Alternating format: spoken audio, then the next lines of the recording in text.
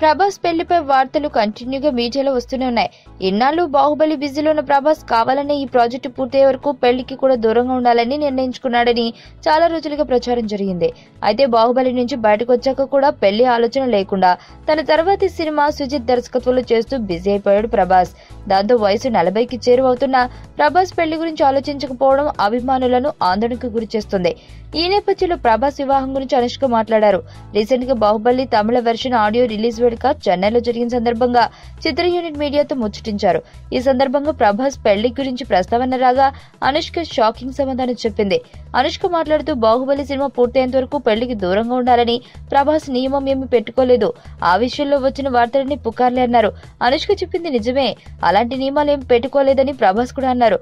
అయితే ఈ ఈవెంట్ లో ప్రభాస్ అనుష్క జంటను చూసిన జనాలలో ఓ ఆసక్తి చర్చకు తెరలేపింది.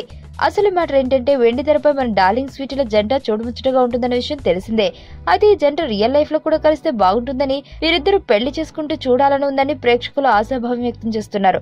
ఇక సోషల్ మీడియాలో వీరిద్దరి పెళ్లి ముచ్చట్లు రకరకాల ఊహాగానాలతో పెద్ద దుమారమే రేపుతోంది. ఇక తాజా ఫంక్షన్ లో ఈ ఇద్దరు పక్కపక్కన కూర్చుని దిగిన ఫొటోస్ మాత్రం ఇప్పుడు సోషల్ మీడియాలో హల్చల్ చేస్తున్నాయి. ప్రభాస్ పెళ్లిపై కృష్ణంరాజు సీరియస్ అయ్యారు.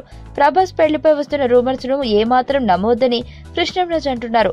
ఆ మధ్య తమ కుటుంబ సభ్యులు చూసిన వైజాగ్ అమ్మాయిని చేసుకోబోతున్నాడని వార్తలు వినిపించగా కృష్ణంరాజు వాటిని కొట్టిపారేసిన విషయం తెలిసిందే. అయితే తాజాగా సుజిత్ దర్శకత్వంలో ప్రభాస్ చేస్తున్న సినిమా కూడా ఈ ఏడాది రిలీజ్ చేయాలని ప్లాన్ చేస్తున్నారట. అయితే ఇక ఈ ఏడాది కూడా ప్రభాస్ పెళ్లి లేనట్లే అని అనిపిస్తోంది. ఏదేమైతే ఏముంది, ప్రభాస్ అనుష్క పెళ్లిపై సినీ జనాలకు క్లారిటీ వచ్చేసిందన్నమాట. నా పేరు ధనుష్ రిషి. అందరూ ముద్దుగా దరి దరి అని పిలుస్తుంటారు. దేవుడికి నా పైన ఉన్న క్లారిటీ, నా బ్యాడ్ లక్ ఉన్న గ్రావిటీ నాకు చిన్నప్పుడే అర్థమైంది. నా లైఫ్లో లక్ ఫ్యాక్టర్ రాంగ్గా ఉండొచ్చు, కానీ లవ్ ఫ్యాక్టర్ మాత్రం చాలా స్ట్రాంగ్గా ఉంది. ఒక మనిషి చేయి చూసి తన జాతకం మొత్తం చెప్పేయగలను.